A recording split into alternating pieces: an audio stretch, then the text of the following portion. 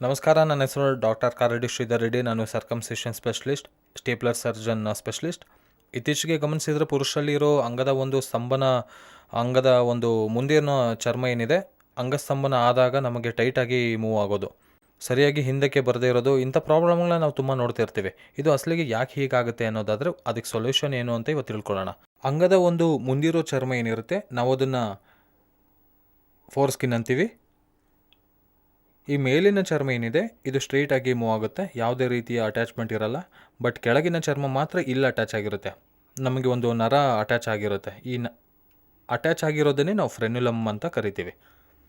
ಅದು ಕೆಳಗಿನ ಭಾಗದಲ್ಲಿರುತ್ತೆ. ತುಂಬ ಜನಕ್ಕೆ ಫ್ರೆನ್ಯುಲಮ್ ಕೆಲವರಿಗೆ ಇಲ್ಲಿ ಅಟ್ಯಾಚ್ ಆಗಿರುತ್ತೆ, ಇನ್ನು ಕೆಲವರಿಗೆ ಇಲ್ಲಿ, ಹೀಗೆ ಡಿಫ್ರೆಂಟ್ ಪ್ಲೇಸಸ್ನಲ್ಲಿ ಅಟ್ಯಾಚ್ ಆಗಿರುತ್ತೆ. ನಾವು ಅದನ್ನು ಒಂದು ವೇಳೆ ಹಾಗೆ ಮೆಲ್ಲಕ್ಕೆ ಅಟ್ಯಾಚ್ ಆಗಿದ್ದರೆ ನಾವು ಅದನ್ನು ತೆಗೆದು ಹಾಕಬೇಕಾಗುತ್ತೆ. ಅದೇನೇನೋ ಫ್ರೆನ್ಯುಲೋಪ್ಲಾಸ್ಟಿ ಅಂತ ಕರಿತೀವಿ.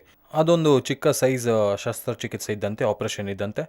ಆದರೆ ಈ ಚರ್ಮನ ನೋಡಿಕೊಂಡ್ರೆ, ಈ ಚರ್ಮ ಏನಿದೆ ಇದು ಫ್ರೀಯಾಗಿ ಮೂವ್ ಆಗಬೇಕು. ಈ ಮುಂದೆ ಇರುವ ಹೆಡ್ ಭಾಗ ಏನಿದೆ, ಈ ಮುಂದಿರುವ ಭಾಗವನ್ನು ನಾವು ಇದನ್ನು ಗ್ಲ್ಯಾನ್ಸ್ ಅಂತೀವಿ. ಸೊ ಈ ಗ್ಲ್ಯಾನ್ಸ್ ಮೇಲೆ ಚರ್ಮ ಏನಿದೆ ಫ್ರೀಯಾಗಿ ಮೂವ್ ಆಗಬೇಕು. ಅಂದರೆ ನಾವು ಹಿಂದೆ ಕೆಳೆದಾಗೆಲ್ಲ ಇಲ್ಲಿವರೆಗೆ ಬರಬೇಕು, ಇಲ್ಲಿವರೆಗೆ ಹಿಂದೆ ಕೆಳೆದಾಗ ಫ್ರೀಯಾಗಿ ಮೂವ್ ಆಗಬೇಕು. ಎಷ್ಟು ಫ್ರೀಯಾಗಿ ಮೂವ್ ಆದರೆ ಅಷ್ಟು ನಾರ್ಮಲ್ ಅಂತ ನಾವು ಕನ್ಸಿಡರ್ ಮಾಡಬೇಕು. ಕೆಲವ್ರಿಗೆ ಏನಾಗುತ್ತೆ ಅಂದರೆ ಈ ಫ್ರೆನ್ಯುಲಮ್ನಲ್ಲಿ ಇಲ್ಲಿವರೆಗೆ ಮೂವ್ ಆಗುತ್ತೆ, ಇನ್ನು ಕೆಲವ್ರಿಗೆ ಬರೋ ಮುನ್ನ ಸ್ವಲ್ಪ ಸ್ಟಕ್ ಆಗುತ್ತೆ, ಇನ್ನು ಕೆಲವ್ರಿಗೆ ಇಲ್ಲಿ ಸ್ಟಕ್ ಆಗುತ್ತೆ, ಕೆಲವ್ರಿಗೆ ಟೈಟಾಗಿ ಬರುತ್ತೆ, ಇನ್ನು ಕೆಲವ್ರಿಗೆ ಹಿಂದಕ್ಕೆ ಬಂದ ನಂತರ ಮತ್ತೆ ಮುಂದಕ್ಕೆ ಬರೋದೇ ಇಲ್ಲ, ಮತ್ತೆ ಬಲವಂತವಾಗಿ ಮುಂದಕ್ಕೆ ಇಳಿಬೇಕಾಗುತ್ತೆ. ಸೊ ಇವೆಲ್ಲ ನಾವು ಫೈಮೋಸಿಸ್ ಅಂತ ಹೇಳ್ತೀವಿ. ಯಾವಾಗ ಚರ್ಮ ಫ್ರೀಯಾಗಿ ಮೂವ್ ಆಗದೆ ಟೈಟಾಗಿ ಮೂವ್ ಆಗುತ್ತೋ ಅದನ್ನೇ ನಾವು ಫೈಮೋಸಿಸ್ ಅಂತ ಕನ್ಸಿಡರ್ ಮಾಡ್ತೀವಿ. ಈ ಫೈಮೋಸಿಸ್ ಆಗೋದಕ್ಕೆ ಕಾರಣ ಏನು ಅಂತಂದರೆ, ಕೆಲವರಿಗೆ ಹುಟ್ಟಿನಿಂದ ಬರುತ್ತೆ, ಕೆಲವ್ರಿಗೆ ಮಧ್ಯ ವಯಸ್ಸಿನಲ್ಲಿ ಬರುತ್ತೆ, ಇನ್ನು ಕೆಲವ್ರಿಗೆ ಅದರ ನಂತರ ಬರುತ್ತೆ.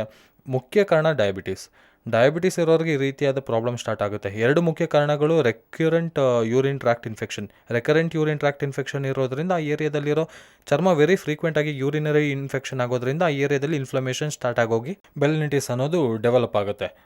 ಸೊ ಮೂರನೇ ಮುಖ್ಯ ಕಾರಣ ಏನಂದರೆ, ಕೆಲವರಿಗೆ ಸ್ಕಿನ್ ಡಿಸೀಸ್ ಇರುತ್ತೆ. ಈ ಸ್ಕಿನ್ ಡಿಸೀಸ್ನಿಂದ ಕೂಡ ಒಂದೊಂದು ಸಾರಿ ಈ ರೀತಿಯಾದ ಹಿಂದೆ ಕೆಳೆಯೋಕ್ಕಾಗದೇ ಇರೋ ಥರ ಆಗ್ತಿರುತ್ತೆ.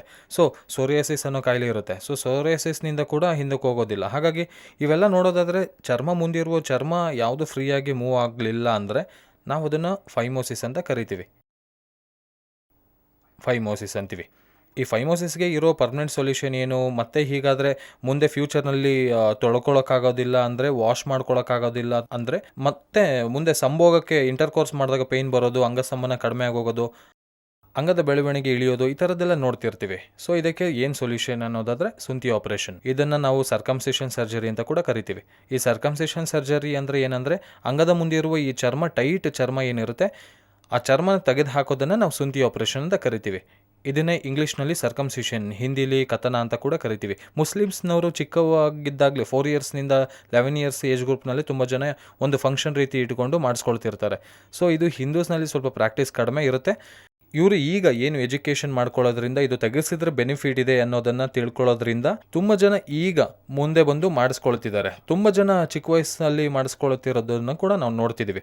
ಸೊ ಗಮನಿಸ್ತಿದ್ರೆ ಈ ಮುಂದೆ ಇರುವ ಚರ್ಮನ ಹೇಗೆ ತೆಗಿಯೋದ್ರಲ್ಲೂ 2-3 ಮೆಥಡ್ಸ್ ಇರುತ್ತೆ. ಒಂದು ಲೇಸರ್ ಮೆಥಡ್, ಇನ್ನೊಂದು ಕೊಯ್ಯೋ ಮೆಥಡ್, ಬ್ಲೇಡ್ ಅಂದರೆ ಸಿಸರ್ನಿಂದ ಕಟ್ ಮಾಡ್ತೀವಿ. ಮೂರನೇ ಮೆಥಡ್ ಏನಿರುತ್ತೆ, KSR ಸ್ಟೇಪ್ಲರ್ ಸರ್ಕಮ್ಸಿಷನ್ ಸರ್ಜರಿ. ಈ KSR ಅನ್ನೋದು ಓನ್ಲಿ ಟ್ರೀಟ್ಮೆಂಟ್ ರೇಂಜ್ ಹಾಸ್ಪಿಟಲ್ನಲ್ಲಿ ಮಾತ್ರ ಅವೈಲೇಬಲ್ ಇರುತ್ತೆ. ಇದು ಒಂದು ಸ್ಟೇಪ್ಲರ್. ಇದೊಂದು KSR ಅನ್ನೋದು ಒಂದು ಬ್ರ್ಯಾಂಡ್ ಸ್ಟೇಪ್ಲರ್. ಈ ಸ್ಟೇಪ್ಲರ್ ಏನು ಮಾಡುತ್ತೆ ಅಂದರೆ, ಕಟ್ ಮಾಡೋದರ ಜೊತೆಗೆ ಅದೇ ಟೈಮ್ನಲ್ಲಿ ಪಿನ್ಸ್ ಕೂಡ ಹಾಕುತ್ತೆ. ಆ ಪಿನ್ಸ್ ಮಧ್ಯದಲ್ಲಿ ಏನಿದೆ, ಪಿನ್ಸ್ ಡೈರೆಕ್ಟ್ ಚರ್ಮಕ್ಕೆ ಬೀಳೋದಿಲ್ಲ. ಚರ್ಮಕ್ಕೆ ಪಿನ್ಸ್ಗೂ ಮಧ್ಯದಲ್ಲಿ ಒಂದು ಸಿಲಿಕಾನ್ ರಿಂಗ್ ಇರುತ್ತೆ, ಆ ರಬ್ಬರ್ ರೀತಿಯಂಥದ್ದು. ಆ ಸಿಲಿಕಾನ್ ರಿಂಗ್ ಇರೋದ್ರಿಂದ ನಮಗೆ ಪೇಯ್ನ್ ಇರೋದಿಲ್ಲ, ಆ್ಯಂಡ್ ಪಿನ್ಸ್ನ ಮತ್ತೆ ತೆಗೆಯೋ ಅವಕಾಶಗಳೇ ಬರಲ್ಲ. ಒಬ್ಬರಿಗೆ ಒಂದು ಸಿಲಿಕಾನ್ ರಿಂಗ್ ಇಲ್ದಿದ್ರೆ ಆ ಪಿನ್ಸ್ ಡೈರೆಕ್ಟಾಗಿ ಸ್ಕಿನ್ಗೆ ತಗಲುತ್ತೆ. ಆಗ ಅದು ಹೀಲ್ ಆದ ನಂತರ ಪಿನ್ಸ್ ಬಿದ್ದೋಗಲ್ಲ, ಮತ್ತೆ ತೆಗೆಸೋಕೆ ಮತ್ತೆ ಡಾಕ್ಟರ್ ಹತ್ರ ಬರಬೇಕಾಗುತ್ತೆ. ಬಟ್ ಸಿಲಿಕಾನ್ ರಿಂಗ್ ಬಳಸೋದ್ರಿಂದ ಏನಾಗುತ್ತೆ ಅಂದರೆ ಅಡ್ವಾಂಟೇಜ್, ಯಾವುದೇ ರೀತಿಯ ತೆಗೆಸೋ ಅವಕಾಶಗಳಿರಲ್ಲ. ಸಿಲಿಕಾನ್ ರಿಂಗ್ ಬಿದ್ದೋಗುತ್ತೆ, ಅಂದರೆ ಆಟೋಮೆಟಿಕ್ಕಾಗಿ ಅದರ ಮೇಲಿರೋ ಪಿನ್ಸ್ ಕೂಡ ಅದು ಕೂಡ ಉದುರೋಗುತ್ತೆ. ಇದು ಜಸ್ಟ್ 5 ಮಿನಿಟ್ಸ್ ಪ್ರೊಸೀಜರ್. ಇಲ್ಲಿವರೆಗೂ ನಾವು ಚರ್ಮನ ತೆಗೆದು ಹಾಕ್ತೀವಿ. ಇಲ್ಲಿ ತೆಗಿಯೋದ್ರಿಂದ ಕೂಡ ಒಂದು ಟೆಕ್ನಿಕ್ ಇರುತ್ತೆ, ಅಂದರೆ ಸೈಜ್ಗೆ ತಕ್ಕಂತೆ ಎಷ್ಟು ಅನ್ನೋದನ್ನು ಒಬ್ಬ ಡಾಕ್ಟರ್ ಡಿಸೈಡ್ ಮಾಡೋದಕ್ಕಿಂತ ಒಂದು ಮೆಷಿನ್ ಡಿಸೈಡ್ ಮಾಡುತ್ತೆ. ಅಂದರೆ ಅವರವರ ಸೈಜ್ಗೆ ತಕ್ಕನಾಗೆ ಮೆಷರಿಂಗ್ ಸ್ಕೇಲ್ ಇರುತ್ತೆ, ಅದರಲ್ಲಿ ನಾವು ಅಳತೆ ಮಾಡಿ ನೋಡ್ತೀವಿ ಯಾವ ಅಳತೆಗೆ ಎಷ್ಟು ಸ್ಕಿನ್ ತೆಗೆದಬೇಕು ಅನ್ನೋದನ್ನ ಮೆಷಿನೇ ಸೆಲೆಕ್ಟ್ ಮಾಡುತ್ತೆ. ಸೊ ಇದರಲ್ಲಿ ಹೆಚ್ಚು ತೆಗಿಯೋದು ಕಡಿಮೆ ತೆಗಿಯೋದು ಅನ್ನೋ ಕಾಂಪ್ಲಿಕೇಶನ್ಸ್ ಇರಲ್ಲ, ಅಂದರೆ ಈ ಫಾಲ್ಟ್ ಇರೋದಿಲ್ಲ. ಇದರಲ್ಲಿ ಪರ್ಫೆಕ್ಟಾಗಿ ಮಾಡುತ್ತೆ, ಪ್ರಿಸೈಸ್ಡಾಗಿ ಮಾಡುತ್ತೆ. ಎಷ್ಟು ಚರ್ಮನ ತೆಗಿಬೇಕು ಅಷ್ಟೇ ತೆಗಿಯುತ್ತೆ, ಅಷ್ಟಕ್ಕಿಂತ ಹೆಚ್ಚು ತೆಗಿಯಲ್ಲ, ಕಡಿಮೆನೂ ತೆಗಿಯಲ್ಲ. ಸೊ ಇದು ಪರ್ಟಿಕ್ಯುಲರಾಗಿ ನಮಗೆ ಎಷ್ಟು ಸೈಜ್ ಇಟ್ಟಿದ್ದೀವಿ ಅಂದರೆ ಅದು ಕರೆಕ್ಟಾಗಿ ತೆಗೆಯುತ್ತೆ. ಸೊ ತುಂಬ ಜನಕ್ಕೆ ಏನಂದರೆ ಮುಂದಿನ ಹಾಳಾದ ಸ್ಕಿನ್ ಹೆಚ್ಚಿರುತ್ತೆ, ಹಾಗಾಗಿ ಇಲ್ಲಿವರೆಗೂ ತೆಗೆದು ಹಾಕಬೇಕಾಗುತ್ತೆ.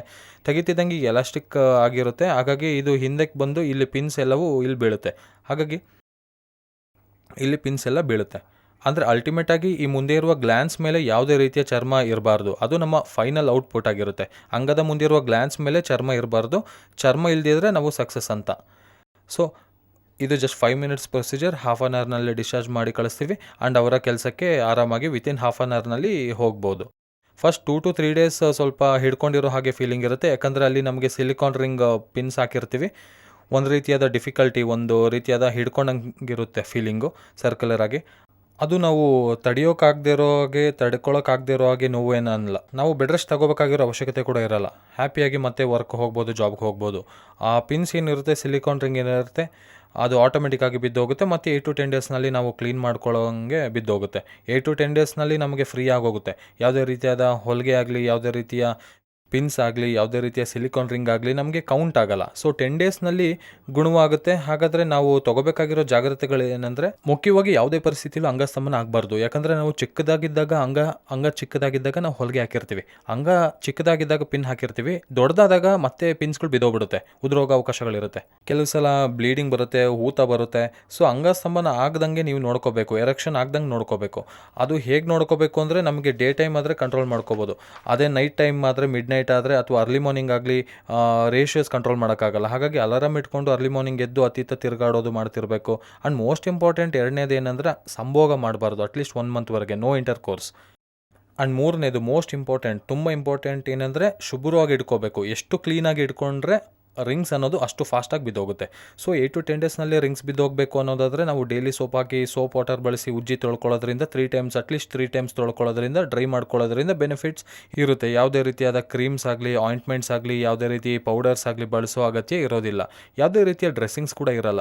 ಜಸ್ಟ್ ಸ್ನಾನ ಮಾಡುವಾಗ ಉಜ್ಜಿ ತೊಳ್ಕೊಂಡ್ರೆ ಸಾಕಾಗುತ್ತೆ. ಸೊ ಈ ರೀತಿಯಾಗಿ ಮಾಡೋದರಿಂದ 8 to 10 ಡೇಸ್ನಲ್ಲಿ ಬಿದ್ದು ಹೋಗುತ್ತೆ. ಅನಂತರ ಫ್ರೀ ಆಗೋಗ್ತೀರಾ. ಯಾವುದೇ ರೀತಿ ಪೇಯ್ನ್ ಇರಲ್ಲ, ಯಾವುದೇ ರೀತಿ ಊತ ಬರಲ್ಲ ಈ KSR ಮೂಲಕ.